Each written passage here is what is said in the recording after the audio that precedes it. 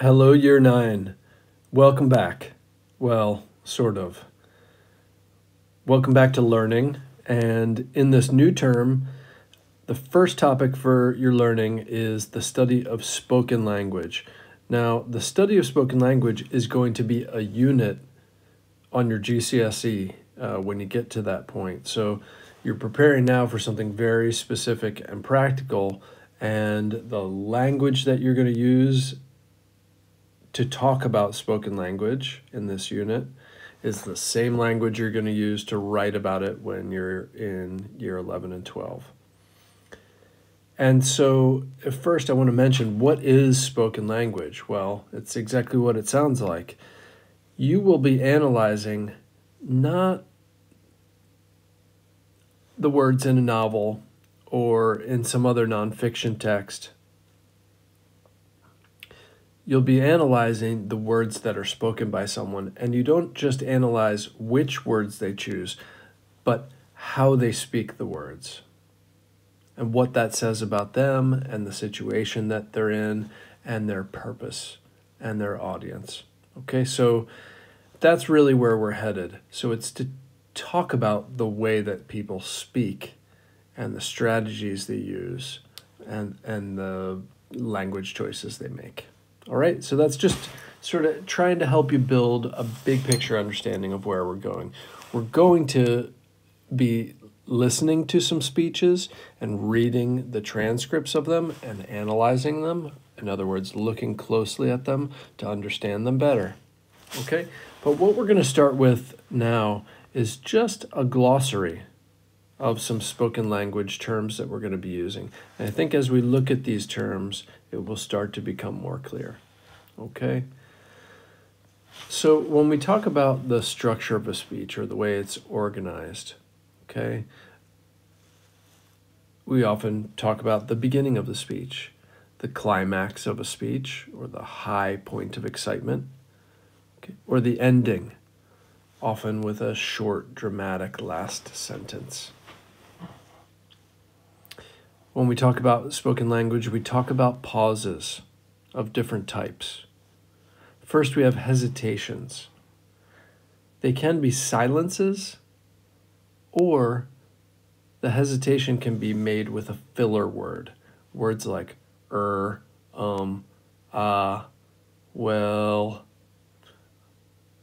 Phrases such as, "you know what I mean," are used as fillers to fill the space until you know what you're going to say next or you're ready to speak next. Okay, the next bullet point, shortened, abbreviated words or contracted words. Don't, can't, shouldn't, those are contractions, okay, or other shortened or abbreviated words. False starts.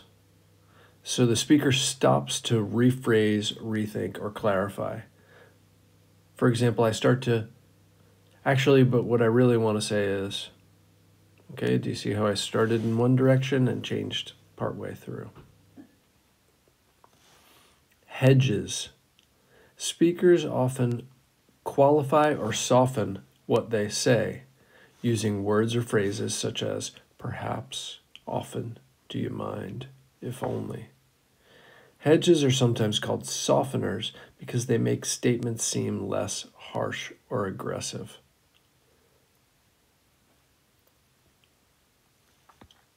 Next, we have repetition. Repetition is the deliberate duplication of a word or words for effect. Okay, deliberate or on purpose duplication is repeating it. Okay, listing is a way of taking one broad concept and identifying everything within that category.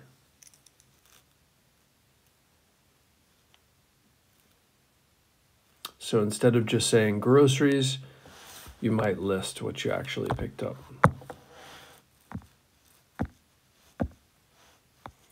Under context, context is the situation of the speech.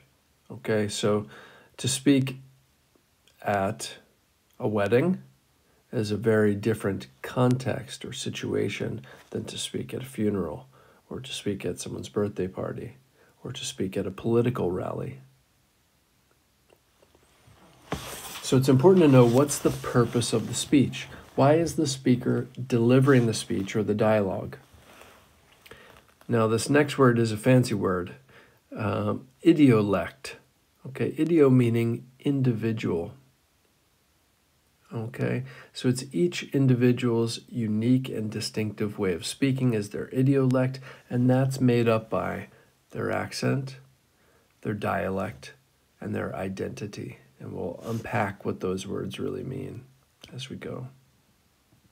Okay, and again, this is just an introduction, okay, so that you're hearing these terms, being exposed to them, and then we'll practice with them.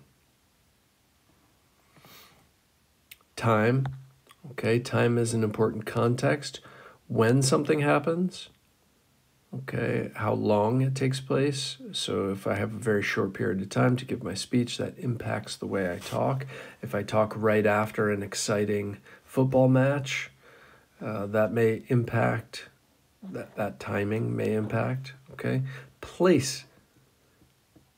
Where am I speaking? Am I speaking in a large stadium or a small conference room? And how does that affect the way I speak?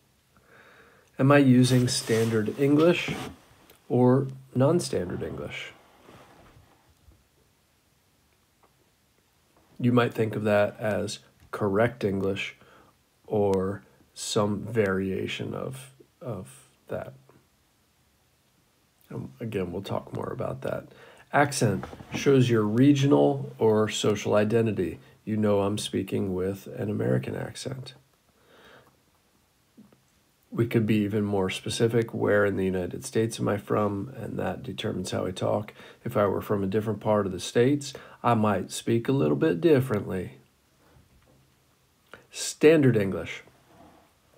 Okay, we have listed that twice. Apologies. Dialect. The dialect is a speech pattern typical of a certain regional location. Okay. So Northern Ireland has a different speech pattern than in the south of Ireland, for example. That's based on location, okay? But dialect can also change based on race or social group. So there's African American dialect in the United States, for example, which distinguishes the speech of many African Americans from people of other racial groups in the United States. And dialect has to do not just with the way you pronounce words, but also with which words you choose and the way that you employ grammar. The use of slang, informal or non-standard words, swear words, jargon, okay? These are all part of that context. Where are you from? What's the situation? So you wouldn't use swear words if you were speaking with your teacher, I hope, because that context or situation would not be right for those words. Okay? And again, jargon is specific vocabulary related to someone's job or occupation. So for example, someone who's an engineer would use jargon that people outside of engineering might not understand at all. It could be like a foreign language. Okay, rhetorical devices. We've spent some time on some of these. You know what rhetorical questions are. Okay, hyperbole is exaggeration.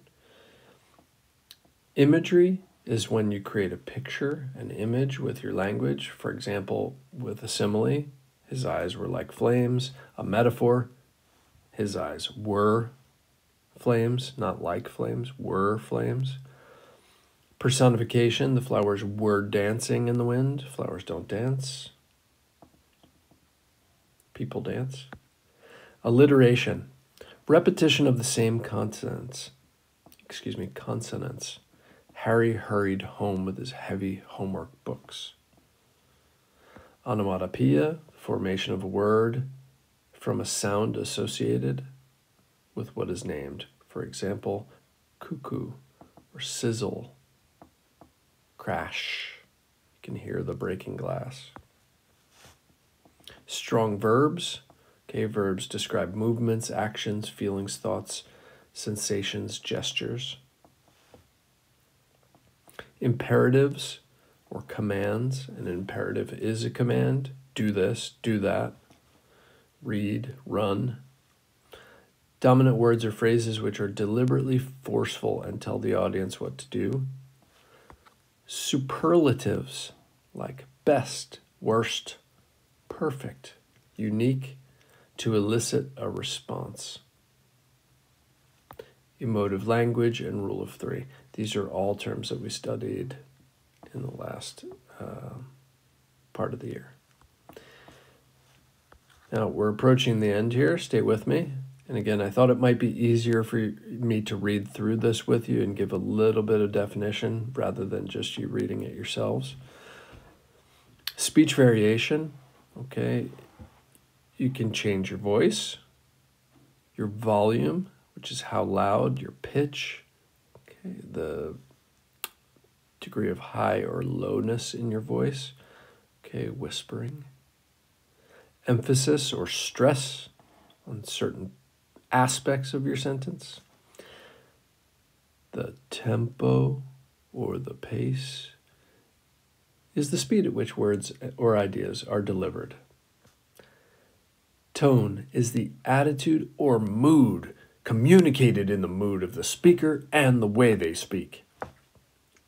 Okay, I'm being a little bit silly, but hoping to demonstrate. Techniques employed by the speaker. Personal pronouns, you're familiar with those, make the audience feel as if the speaker is speaking directly to them.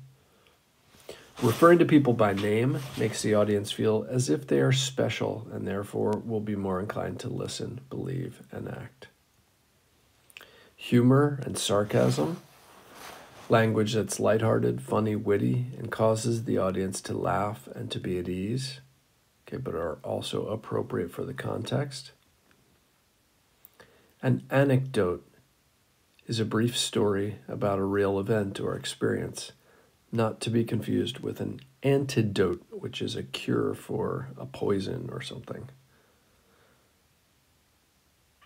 Emotional blackmail, when the speaker appeals to people's emotions or makes them feel guilty.